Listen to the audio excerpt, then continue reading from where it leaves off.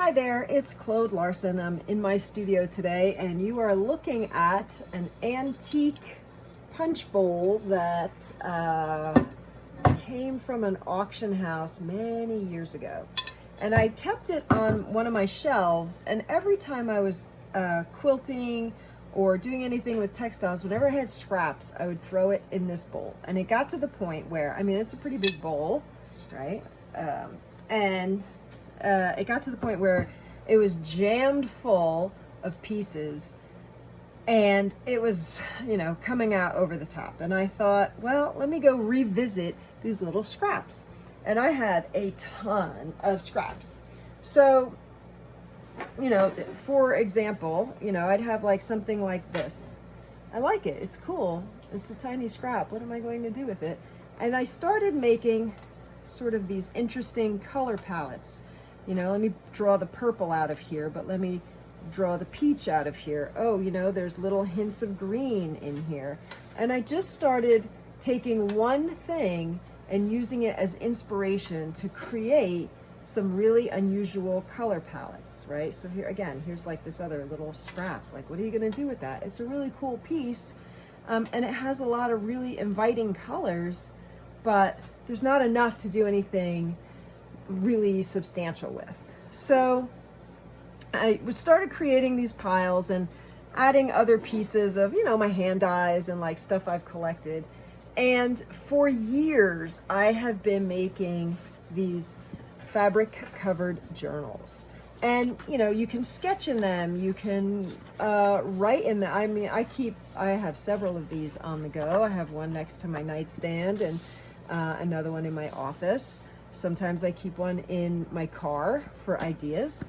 And they're covered in textile. And I decided that I've made hundreds of them. I've made and sold hundreds of them because when I do shows, you can't have everything at a high price point. You need some lower price point items, and people like your color palettes of your work. So if I take the scraps and make journal covers, a lot of people will buy the journal covers, which is great. It's a great way for me to use my scraps, but it gets to be a little like routine, which, not always fun when you're in your creative space. So I decided I would take that punch bowl, empty it, sort it into piles. So there were many, many sort of unusual combinations of piles. And then I would make the mundane task of making my fabric covered journals more interesting by playing with color palettes. So here's one, and I don't know which piece I started with. Maybe I picked this piece and then I just started building things around it, right? We always start with like one point of inspiration and then keep going.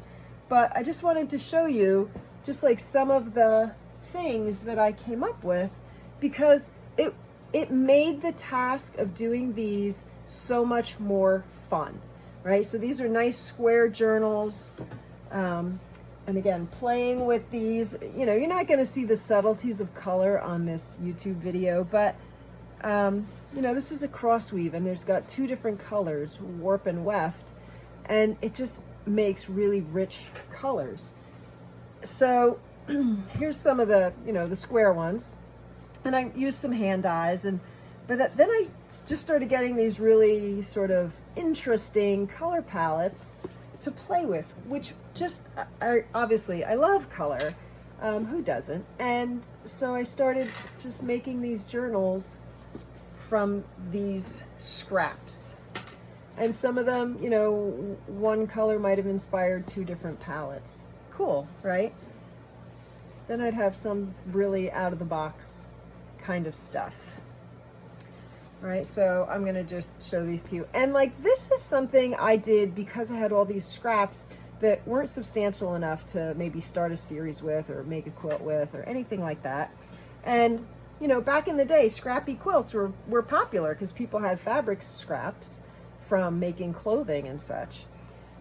But, if you're not a textile enthusiast, as I am, you could do this activity with, like, collect your junk mail and see how many color palettes you can make out of that. Or you know, rip out some magazine pages that you like. See how many color palettes you can make out of that. There's so many ways to play with color that use ordinary things that you have, right, that you can have some really extraordinary results with. I particularly like this one. It's really all over the place, but like it had some, I had just a couple scraps of this fabric that had so many colors in it that, you know, it made it fun to just make a piece out of that. Again, you know, I probably wouldn't go to my fabric stash and pick these out, but because I had these little tiny scraps sort of spread out in piles, it made all the difference. And again, you don't have to, you know, go buy anything. Use your junk mail, use your magazines, use things that you might otherwise toss away. Labels that come inside things. Some of them, they're, you know, they're really pretty colors. And if you cut up the sections, you make some collage paper. Is it going to be fine art? No, but it's something really fun to play with and to explore color with without having to work really hard at it and without being invested in a long, big, involved project. So anyway, if you love color, there's some great ways to have fun with it. Hope you go out and play, and thanks for being here. I really appreciate it. If you want to keep up with these videos and my blog posts, ClaudeLarsonArt.com. You can sign up for my weekly newsletter. I send out content beyond these videos. I send out techniques.